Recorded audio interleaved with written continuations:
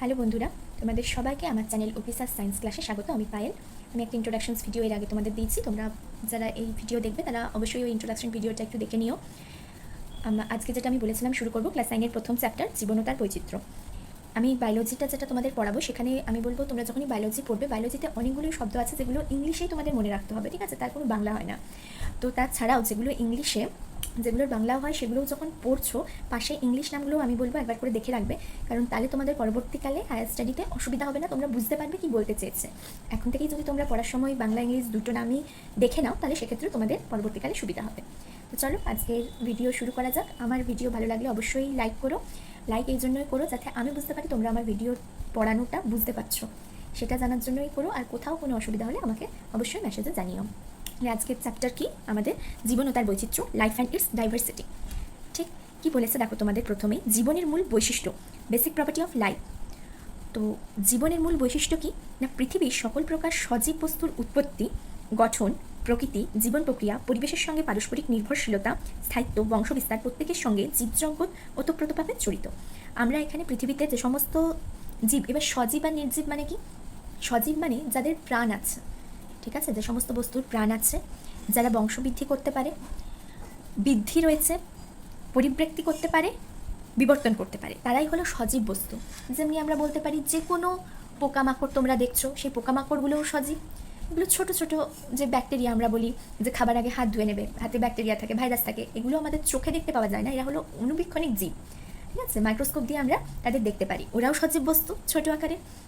আবার আশেপাশে যে সমস্ত আমরা পশু পাখি দেখি তারাও সজীব বস্তু, মানুষজন সবই হচ্ছে সজীব বস্তু। তার মধ্যে সব থেকে যেটা আমরা যদি বিবর্তনের ক্ষেত্রে দেখব, মানুষ হচ্ছে সব থেকে উন্নত প্রাণীর মধ্যে ধরা হচ্ছে, ঠিক? মানুষও সজীব বস্তু। তাহলে আমরা দেখতে পেলাম সজীব বস্তু সম্পর্কে জানলাম। এবার বস্তুর উৎপত্তি, গঠন, সবার তো একটা নির্দিষ্ট গঠন রয়েছে, জীবন প্রক্রিয়া রয়েছে, সবাই সবার উপরে কিন্তু আমরা কি বলছি, একে অপরের সঙ্গে নির্ভর করে রয়েছি। সজীব বস্তুর মধ্যে কিন্তু গাছও পড়ে, ঠিক আছে? গাছরাও সজীব বস্তু, কারণ গাছদেরও বংশবৃদ্ধি হচ্ছে, ঠিক? তাদেরও বিবর্তন হচ্ছে, বৃদ্ধি হচ্ছে। তাহলে গাছকেও কিন্তু আমরা সজীব বস্তু বলবো, কিন্তু একটা গাছকে থেকে যখন আমরা কাঠ কেটে নিয়ে বিভিন্ন ঘরের আসবাবপত্র বানাচ্ছি সেটা কিন্তু সজীব নয়, সেটা কিন্তু জড় পদার্থ। তাহলে গাছ সজীব বস্তু, কাঠ নির্জীব বস্তু, ঠিক আছে?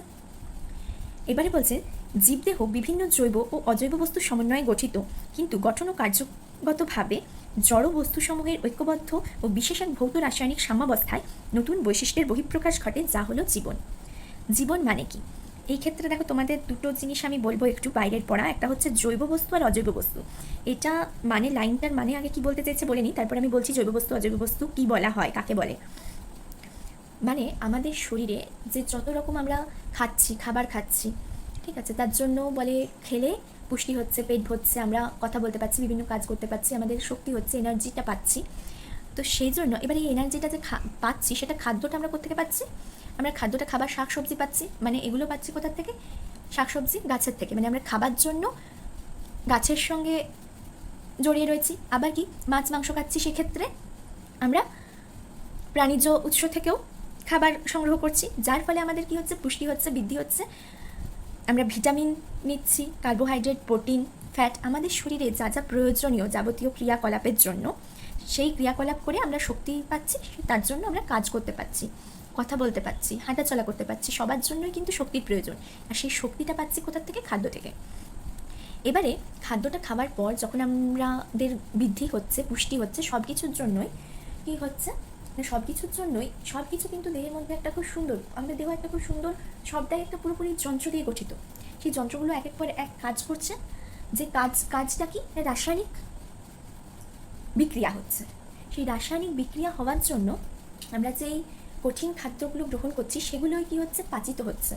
সেই পাচিত হওয়ার ফলে আমরা শক্তিটা পাচ্ছি, ঠিক আছে?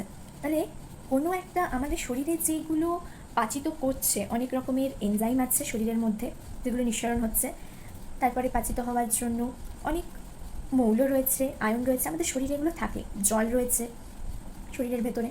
তো এগুলো কি করছে? তারা নিজেদের মতন রাসায়নিক বিক্রিয়া করে আমাদেরকে শক্তি যোগান দিচ্ছে। কিন্তু এই সমস্ত জিনিসগুলো যত রাসায়নিক বিক্রিয়া করছে, এই যে এনজাইমগুলো, এগুলো যদি আমরা বাইরের থেকে এনজাইম রাখলাম, ঠিক আছে, বাইরের থেকে কোনো কার্বোহাইড্রেট প্রোটিন রাখলাম, সেই কার্বোহাইড্রেট প্রোটিনগুলো বাইরের থেকে রাখলে কিন্তু তারা জড় পদার্থ, এগুলোদের তো প্রাণ নেই। একটা কার্বোহাইড্রেট রেখে দিলে তো সেটা অনেকটা হয়ে যায় না, একটা প্রোটিন রেখে দিলে তো সেটা অনেকটা হয়ে যায় না, একটা খাবার বাইরে আমি যদি রেখে দিলাম সেই খাবারটা তো কালকে দেখবো না যে অনেকটা বেশি হয়ে গেল। তাহলে এগুলোর সমস্তটাই জড় পদার্থ। এই জড় পদার্থগুলো, জড় বস্তুগুলো একসাথে একটা ভৌত রাসায়নিক ক্রিয়া করছে আমাদের শরীরের মধ্যে, যার ফলে কি হচ্ছে, আমাদের বৃদ্ধি হচ্ছে, আমাদের বিকাশ হচ্ছে, আমাদের বিবর্তন হচ্ছে। তাহলে জড় পদার্থ দিয়ে কি হচ্ছে না, জড় পদার্থের সাহায্যে আমরা বৃদ্ধি, জনন, প্রজনন এগুলোকে সম্পন্ন করছি, পুষ্টি পাচ্ছি। তাহলে আমরা তো সজীব বস্তু, কিন্তু আমাদের সজীব বস্তু ঠিকঠাকভাবে কাজকে, আমাদের জীবনের কাজকে এগিয়ে নিয়ে যেতে সাহায্য করছে জড় পদার্থগুলো। জড় পদার্থগুলো নিজেদের মধ্যে রাসায়নিক বিক্রিয়া করে করে আমাদের যত যা প্রয়োজন আমাদের শক্তি পেতে সেগুলো উৎপন্ন করছে। এই লাইনটার মানে হলো সেটাই। নিয়ে পরে একটা বৈশিষ্ট্যের বহিঃপ্রকাশ, যেটাকে জীবন বলবো। ঠিক, এবারে সংজ্ঞা যখন দিয়েছে জীবনের, আমি যেটা বারবার বলছি সংজ্ঞা সেটাই, বৃদ্ধি, প্রজনন, পরিব্যক্তি, বিবর্তন ইত্যাদির বৈশিষ্ট্য প্রকাশকারী প্রোটোপ্লাজমীয় বস্তুকে জীবন বলে। প্রোটোপ্লাজমীয় বস্তু মানে কি, প্রোটোপ্লাজম মানে আমাদের শরীরের গঠনগত, কার্যগত, আমরা পরে পড়ব, গঠনগত আর কার্যগত একককে বলা হয় কোষ। ঠিক আছে, এবার এই কোষের মধ্যে, কোষ জিনিসটা কি, কোষ মানে হচ্ছে, পরের চ্যাপ্টারেই তোমরা পড়বে, গঠনগত, কার্যগত একক কোষ। কোষ একটা বাইরে থাকছে পর্দা, ঠিক আছে, পর্দার মধ্যে অনেকগুলো অঙ্গাণু থাকে, তারা নিজেদের নিজেদের কাজ করে যায়। ঠিক, সেখানে নিউক্লিয়াস থাকছে, নিউক্লিয়াসের মধ্যে কি থাকে, নিউক্লিয়াসের মধ্যে থাকে ডিএনএ। ঠিক, এটা ধরো নিউক্লিয়াস, নিউক্লিয়াসটা দুটো পর্দা বিশিষ্ট হয়। নিউক্লিয়াসের মধ্যে থাকছে ডিএনএ, এই ডিএনএর মধ্যে থাকে জিন। এই জিনটাই কি হয়, বংশবৃদ্ধি যখন হয়, জিনটার থেকেই কি হয়, আমাদের যত বৈশিষ্ট্য আছে, আচার আচরণ ব্যবহার, এই জিন থেকেই পরবর্তী বংশে সেটা যায়, স্থানান্তরিত হয়। ঠিক, এই কোষের মধ্যে ডিএনএ থেকে, ডিএনএর মধ্যে জিন, জিনটা বংশানুক্রমিকভাবে স্থানান্তরিত হচ্ছে। ঠিক আছে, বংশবৃদ্ধির সময় মাইটোকন্ড্রিয়া থাকে, তারপরে থাকছে তোমাদের রাইবোজোম থাকে, এন্ডোপ্লাজমিক রেটিকুলাম থাকে, গলগি বডি থাকে।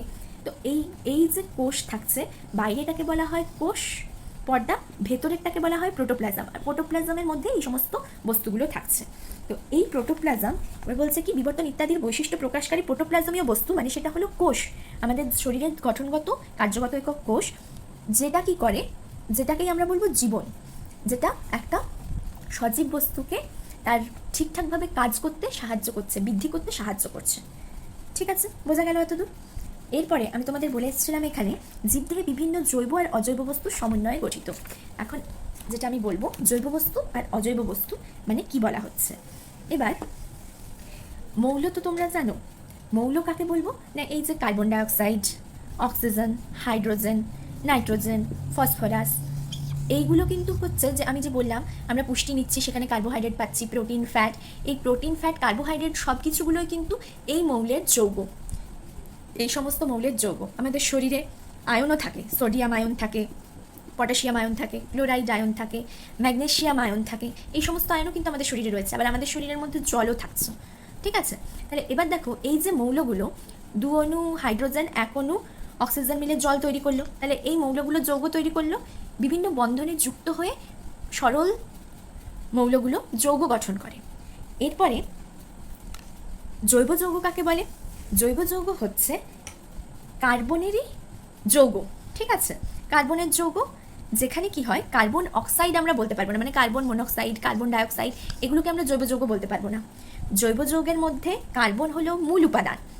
ঠিক আছে, কার্বন মূল উপাদান, কারণ প্রোটিন, কার্বোহাইড্রেট, ফ্যাট সবার মধ্যেই কার্বনটা মূল উপাদান আছে, তার মধ্যে অক্সিজেন আছে, হাইড্রোজেন আছে, নাইট্রোজেন আছে, কোথাও ফসফরাস আছে। ঠিক, আমাদের শরীরে যতগুলো যৌগ গঠন হয়েছে এই সমস্ত মৌলের সমন্বয়ে গঠিত হয়েছে। তো কার্বন ডাইঅক্সাইডকে, কার্বনের অক্সাইডকে আমরা জৈব যৌগ বলতে পারবো না। কার্বনেট যদি থাকে কোনো গ্রুপ, দেখো কার্বনেটে কার্বন আছে, এই কার্বনেটগুলোকেও আমরা যৌগ বলতে পারবো না। এবারে বাইকার্বনেট যদি থাকে, এটা হচ্ছে বাইকার্বনেট। বাইকার্বনেট থাকলেও আমরা কি বলতে পারবো না, কার্বনেট থাকলেও আমরা সেটাকে জৈব যৌগ বলতে পারবো না, বাইকার্বনেট থাকলেও সেটাকে জৈব যৌগ বলতে পারবো না। যদি হাইড্রোজেন সায়ানাইড থাকলো, সায়ানাইড হলো CN, হাইড্রোজেন সায়ানাইড হলেও সেটাকে আমরা জৈব যৌগ বলতে পারবো না। বা যে কোনো ধাতব সায়ানাইড যদি থাকলো, অন্য ধাতুর মানে সোডিয়াম সায়ানাইড যদি হলো, পটাশিয়াম সায়ানাইড যদি হলো, এইগুলোকে আমরা কিন্তু দেখো কার্বন আছে, কার্বন থাকলেও এগুলোকে আমরা জৈব যৌগ বলবো না।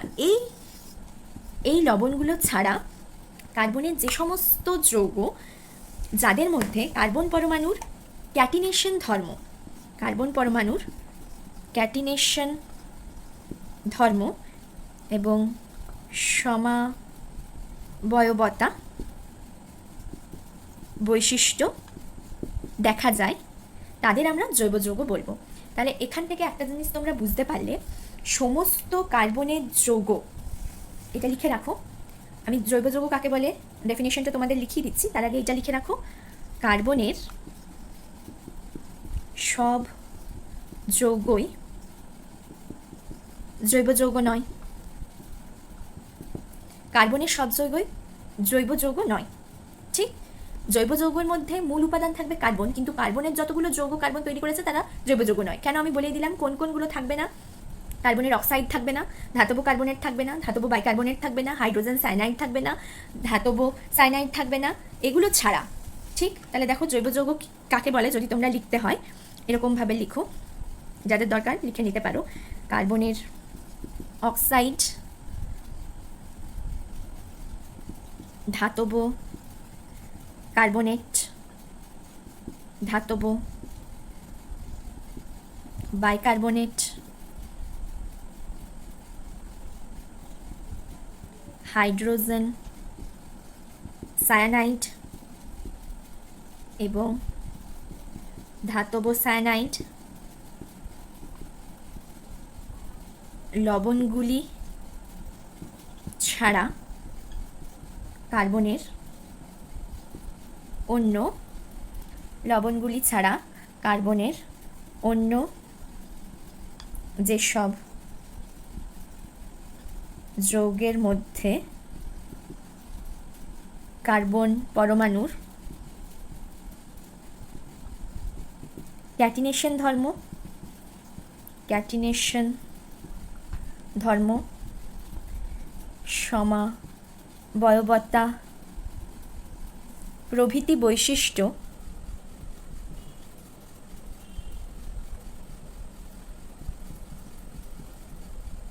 দেখা যায় তাদের জৈব যৌগ বলে। ঠিক আছে, এটা হলো জৈব যৌগ কাকে বলে।